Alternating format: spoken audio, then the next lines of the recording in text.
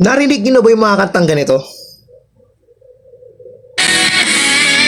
Mahal na mahal, yan ang damdamin na sa'yo'y nararamdaman. Kung di mo alam, puso'y di mapalagay pag di ka namamasdan. O bakit ganyan at maging sa'king pagtulog, laging alaala ka. Nais makapiling, nais makayakap sa tuwina. Nang dahil sa'yo, ang puso kong ito ay natutong magmahal. Sadya bang ganyan? Sana Op, bago tayo Bitin gamit kong mag-hook Prada. sa mga kantang Okay na eh. ganito. Papapalisis Ganda ng nakaka-LSS kanta naman eh. talaga pag narinig mo. Pero nung una ko tong marinig, sabi ko, parang AI music to, no? Ang ganda kasi ng pagkaka-revive ng kanta. Original na kumanta nito ay mga batang 90s nakakalam ito. Ay walang iba kundi si the one and only Tutsi Guevara, ang original singer ng kantang tong Mahal Ka Sa Akin.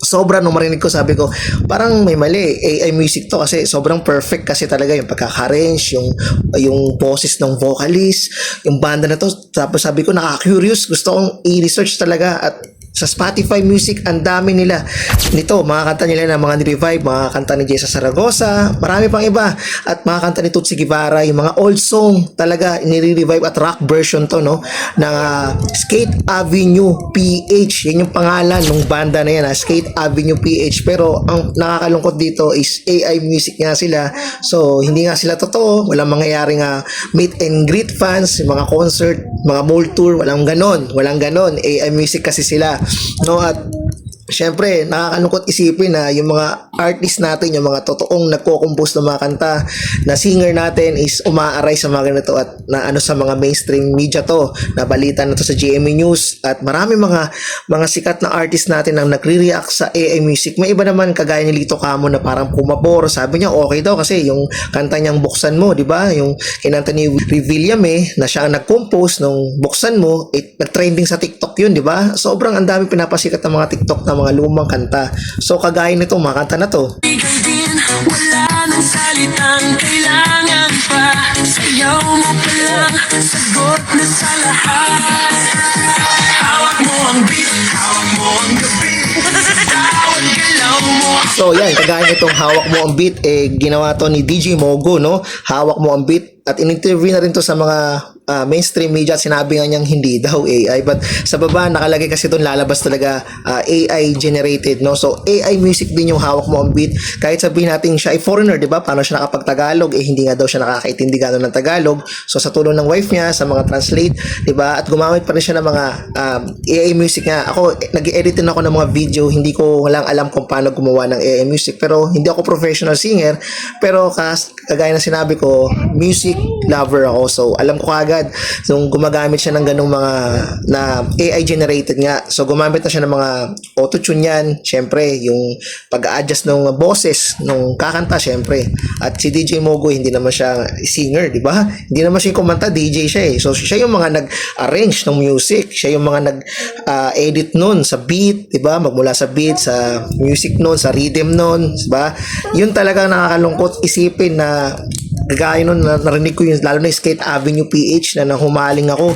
Sobrang nakaka-LSS talaga. LSS, sobra narinig ko. At marami pang akong magandang narinig sa kanta ng Skate Avenue. Like, di ba, yung Pasulyap-Sulyap ni Tutsi Guevara din. Tapos may isa pa silang English na sobrang grabe, nagandahan ako. Kung marinig nyo, search nyo lang yung Skate Avenue PH. So nakakalungkot lang isipin, di ba, paano yung mga artists natin, no, na totoong gumagawa ng nagko-compose talaga. Nakakalungkot isipin, medyo may umaaray na mga artist, paano sila kikita, no? Siyempre, hindi naman natin talaga masisisi dahil sa pagbabago ng ating mundo, sa sobrang high-tech na. So, baka sa alaunan, yung AI music, sinasakop na talaga tayo ng AI. Kahit ano nilang, pati movie, no? May AI na rin, sobrang ganda. Yung AI movie, meron na rin. About sa mga, may napanood ako sa TikTok, yung zombie na series, parang Netflix din talaga. Sobrang ganda. So, dito tayo sa music kasi nakakalungkot din isipin na eto na nangyayari sa ating mundo, no? Paano na lang yung mga mga gustong bagong mga artist na sumikat, gusto nilang gumawa ng kanta. Sa AI music na lang, may mga nagpo-post na mga ibang mga singer, mga banda na puro AI na lang, no, music.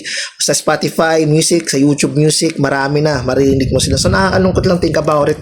No, may advantage naman talaga ang AI, pero may epekto yan sa atin, sa mga tao. No? Paano lang kung may sobrang fan nito nung Skate Avenue page na to at gustong makilala yung artist, no? Nakakabaliw, nabalo siya doon sa artist na gustong makilala. Wala nga mangyayaring ganun dahil nga sila. So, di ba, nakakalungkot isipin na sobrang ma-heartthrob, iba yung physical, no? Sa narinig mo lang.